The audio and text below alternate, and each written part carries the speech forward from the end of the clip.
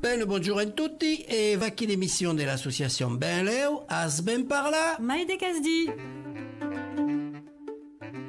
Alors, oui, à notre émission, Annie, dès qu'on fait au sommaire de notre émission. Oui, il y avait une invita, une convida, que c'est son David et qui est américain. Est l'américain en province, n'est-ce pas? Est un américain en province. Va qui. Bon, ben, écoute, avant d'entrevistar notre ami texan qui arrive d'arrive d'Avignon, parce qu'il reste en Avignon, on a écouté une chanson de Guy Bonnet, Avignon, ben de ségur. Il reste David Price, un américain en Provence, comme disait Annie. Alors David, d'où te sies et quelle langue parles? Donc, merci beaucoup, un grand merci. Donc, bonjour, je m'appelle David Price, je viens du Texas. Texas. Donc, Texas, oui, avec le chapeau, le flingue, le botte et toute la belle chose. John Wayne et compagnie. Quelque chose comme ça. Et donc, moi, je parle anglais, espagnol et français plutôt bien. Et je me débrouille en italien, portugais à la fois. Il y a une tire. À la fois, je comprends l'occitan et le catalan, mais je ne le maîtrise pas encore. Oh, mais à quoi va venir, ben, Léo? Un peu au pot. Un peu à peu. Donc, force langue, force bien. Et comme va que ces langues installées en province, il y a quand des temps que ces langues? Bon, à l'origine, je suis venu en France en 1999, ça remonte au XXe siècle, pour un projet au sein de l'éducation nationale de 9 mois. Ceci dit, d'ailleurs, j'ai fêté mes 20 ans en France le 29 septembre dernier. Et c'était le 4 mai 2003 que j'ai accepté une proposition de travail en Provence, en Avignon. Et donc, je suis venu m'installer dans la belle cité des Papes. Ouais, Pulido, Ceuta. Donc, il y a 20 ans, d'accord, que c'est en France, en tout cas. Et donc, on prend sur le provençal ou l'occitan, comme se dit, Puleu? Oui. Je comprends l'occitan, ou comme tu dis, le provençal, qui est le terme général pour qu'une seule langue. Les linguistes universitaires, les académiciens sont clairs sur le sujet. Et même Frédéric Mistral et l'association qu'il a fondée, le Félibrige, le répètent, indiquant qu'il n'y a qu'une seule langue d'oc, ou l'occitan, avec sa spécificité régionale au dialecte. D'accord. L'occitan, comme tu le sais, est le terme général pour regrouper et parler de tous ces dialectes. En même temps, si on ne veut pas placer le mot langue avant oc.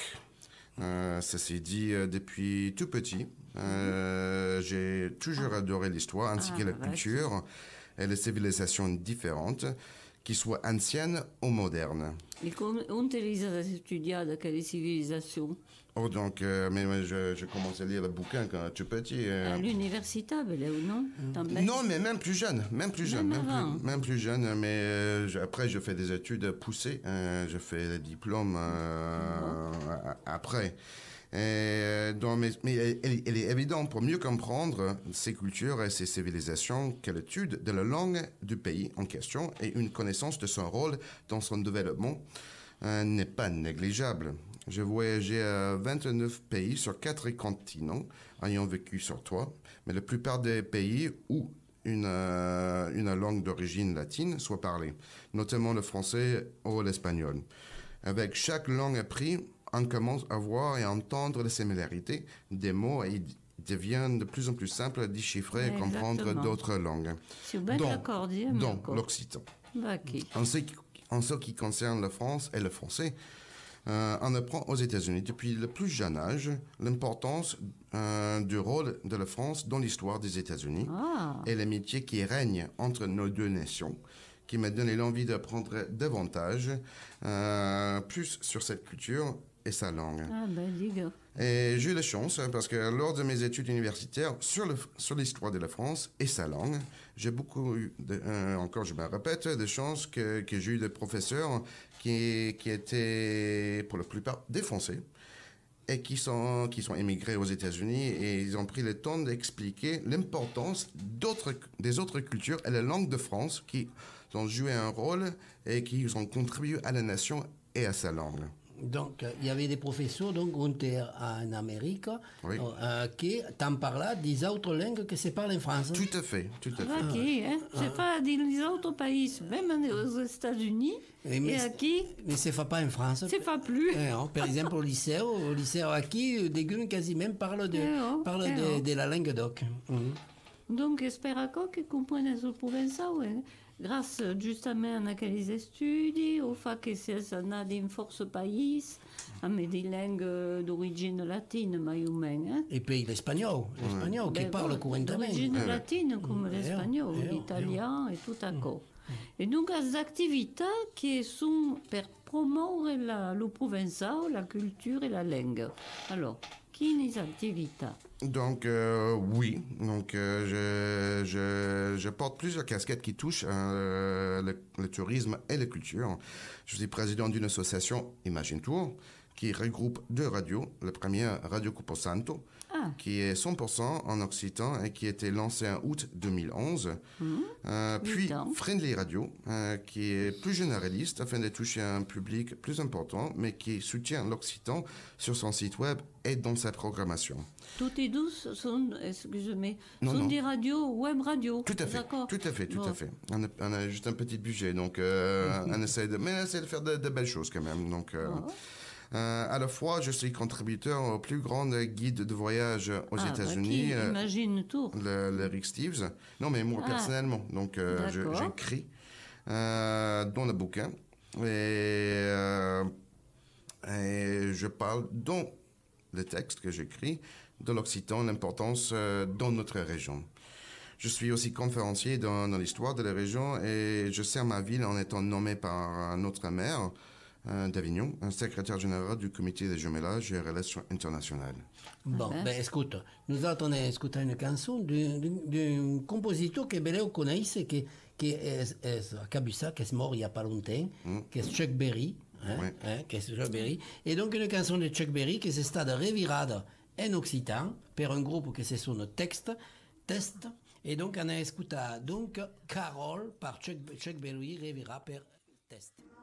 Resaupen David, donc, vient d'Amérique, de Texas, exactement. Texas. Une Texas. C'est différent, ami. C'est le sud de l'Amérique. Bravo. Vous savez qu'en Amérique, les États, les gens sont force différentes d'un État à l'autre. Et au Texas, il y a force indienne aussi. Il y a force indienne. Les Navajos et compagnie. Et vous, par exemple.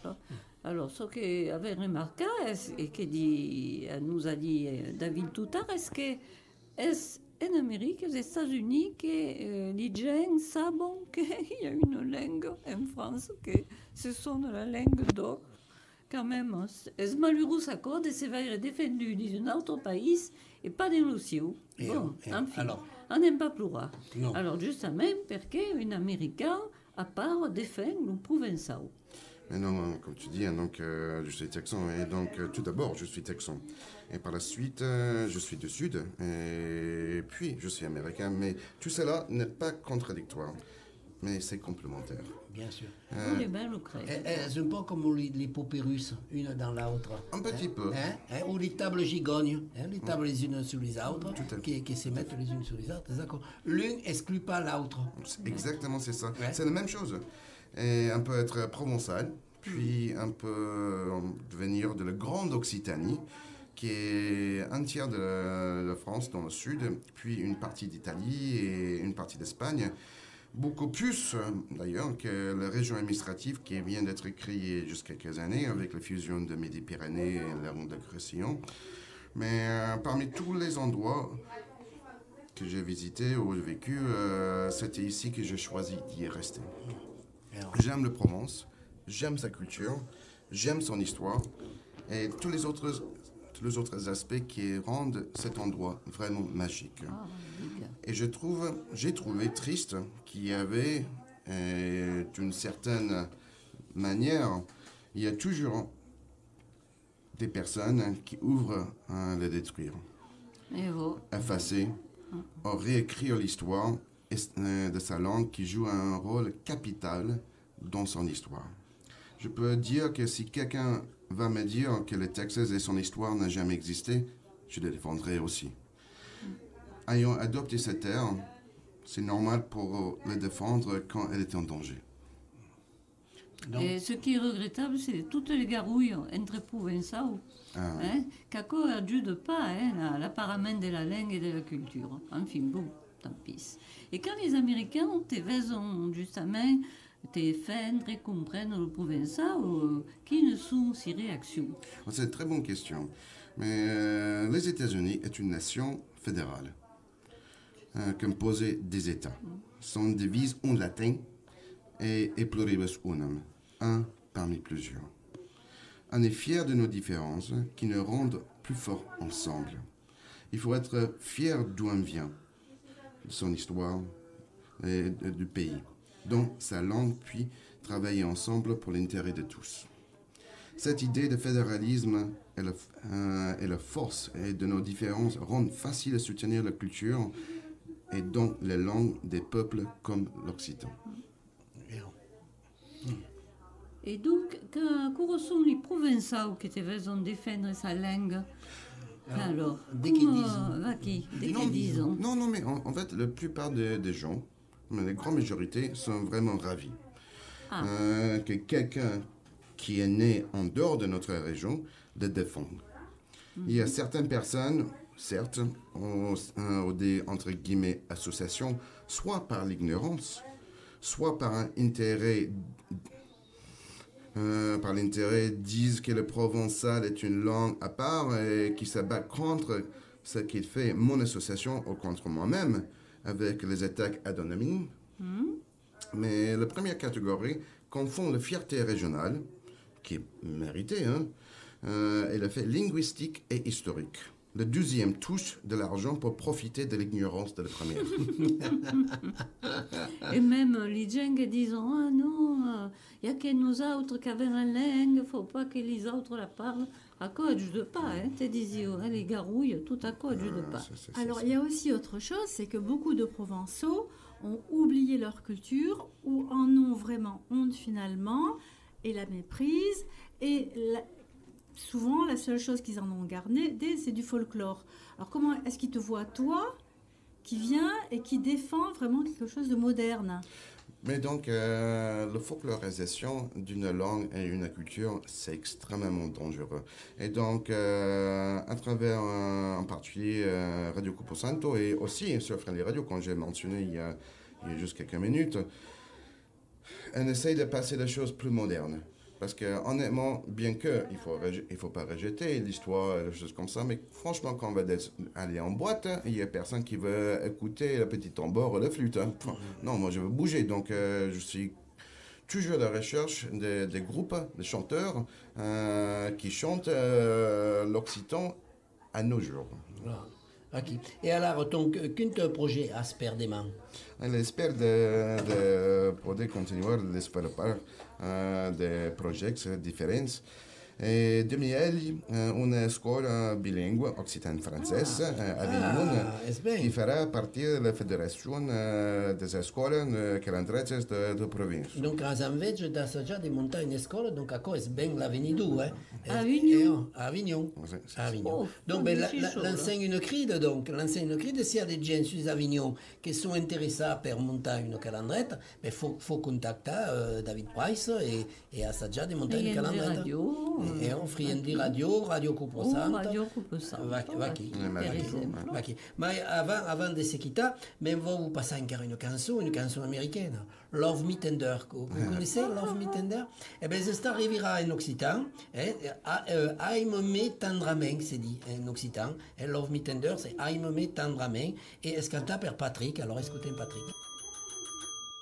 Le Gaubi. Alors, le Gaubi, avait fait un Gaubi un peu sur l'Amérique au fin final. Alors, par exemple, ici dans la région, je pense que c'est dit un peu de partout encore. Disant, ne prenez pas pour un Américain. Reste de me prendre pour un Américain.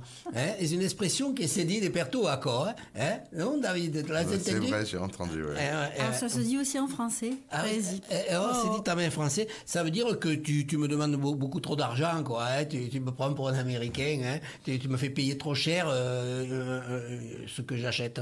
Et il y a une autre também d'expression qui s'est dit du temps de Mistral se disait déjà, hein, has pas besoin d'aller dans l'Amérique, tu. Regarde-moi à Keo, has pas besoin d'aller dans l'Amérique. C'est une vieille expression. Hein. Comme vous dire, mais vous le dire en français, c'est un homme qui est âpre au gain et qui veut avoir beaucoup d'argent. Alors on lui dit, has pas besoin d'aller dans l'Amérique, tu, parce que quel homme est âpre au gain.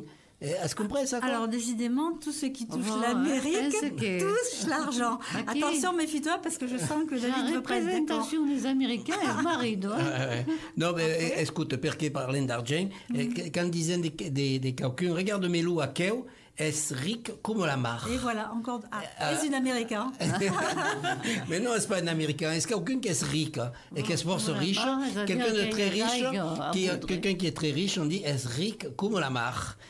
Et puis perché parlant des langues, il y a une expression también qui s'est dit avez bonne langue, avez bonne langue. Vous savez ce que veut dire avez bonne langue? Ça veut dire parler beaucoup. Comme David, qui a force bien par là. Hein? Ça veut dire parler beaucoup. Et puis, también, il y a une devise qui s'est dit, alors, mais vous la dire en provençal, il arrivera de tout tard. Au bourra un cloquier, est bien, mais est pas prompt. Faut también faire tinda la campane. La campane. Faut también faire tinda la campane. Alors, avez-vous compris ce que veut dire, David? Est-ce que tu as compris? Oui, à compresse. Donc, je ne sais pas quel est le proverbe qui dit ça en français.